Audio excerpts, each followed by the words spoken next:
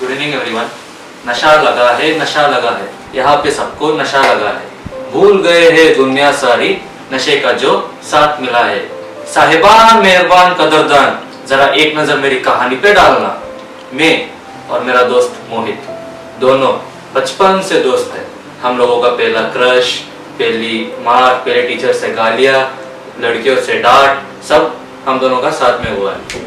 फिर और मोहित जो ठहरा बहुत पढ़ाकू, वो उसको तो पढ़ाई के अलावा कुछ भी नहीं था, और मैं पूरा मस्तीखोर, ना कुछ पढ़ाई ना कुछ नहीं, सिर्फ डांट डांट डांट। और मेरी सबसे बुरी आदत थी, मुझे सारे बैड हैबिट्स थे। लेकिन मोहित कुछ नहीं, दारू नहीं, कुछ भी नहीं उसका, he is not at all into bad habits.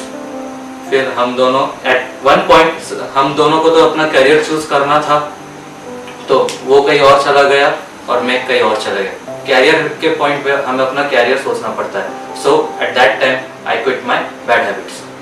लेकिन मोहित भी गया, मोहित के भी कोई बैड हैबिट्स नहीं थे, मेरे भी कोई बैड हैबिट्स नहीं थे। मैं अपने करियर में इतना सक्सेसफुल बन गया, I was a business tycoon. लेकिन मोहित वो हर बार फेलियर के राह पे था। उसके दोस्त चले गए और मैं भी इतना उससे बात नहीं करता था, क्योंकि काम की वजह से। उसके दोस्त चले गए, वो उसको बिजनेस में हर बार सेटबैक्स मिलते गए, उसको कभी भी प्रमोशन भी नहीं मिला। वो जॉब किया, बिजनेस किया, तरह तरह की चीजें किया, लेकिन कभी भी उसको कुछ भी नहीं मिला, बस फेलियर फेलियर फेलियर। तो उसी फेलियर के बाद में उसने नशे का सहारा लिया। और मैं एक ऐसा बंदा था जो मोहित को कभी भी नशा करने नहीं देता था। मैं चाहे कितना भी कर लूं, मोहित मांगता भी था, लेकिन मैं कभी नहीं देता था। लेकिन जिस पॉइंट पे मोहित ने इस राह को चुना, वो टाइम पे मैं नहीं था। उसने नशे को इतने हद तक अपने पास रख दिया था कि वो एक दिन अचानक से बेहोश हो गया और उसको अस्पताल लेके जाना पड़ा। फिर मोहित ने अपने माता पिता को बोला, मुझे कीर्तन से मिलना है। तो उनके माता पिता ने मुझे फोन किया। फिर मैं गया, क्योंकि कभी भी मोहित के माता पिता कभी मुझे फोन नहीं करते थे। कभी भी कोई भी फोन करता, सिर्फ मोहित फोन करता था। और उन्होंने मुझे हॉस्पिटल का एड्रेस दे दिया, तो मैं घबराहट में था, क्या हुआ रहेगा। फिर मैं जाता हूँ, हॉस्पिटल का बेड आईसीयू लिखा हुआ, तब तक हॉस्पिटल के बेड पे था, फुल वेंटिलेटर सब था वहाँ पे।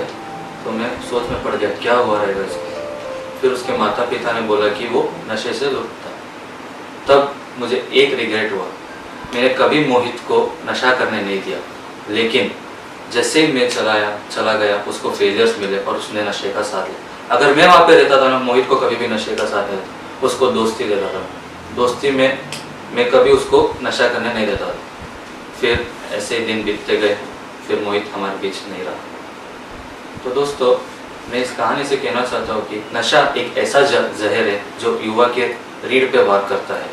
नशा एक ऐसा जहर है जो कभी किसी में भी भेदभाव नहीं करता, ना कोई कचरे वाले से लेकर बड़े से बड़े बिजनेसमैन तक, किसी में भी भेदभाव नहीं करता। बस दोस्तों, मेरी एक आखिरी ख्वाहिश है, और मैं कुछ पंक्तियों में बोलना चाहता हूँ।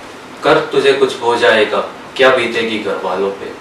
कर तुझे कुछ हो जाएगा, क्या बीतेगी घर वालों पे। उनकी खातिर अपनी सेहत की थोड़ी फिक्र करो, उनके खातिर अपनी सेहत की थोड़ी फिक्र तो करो। हंगामा खड़ा करना मेरा मकसद नहीं, बस मेरी एक कोशिश है कि ये सूरत बदलनी चाहिए, ये सूरत बदलनी चाहिए, ये सूरत बदलनी चाहिए।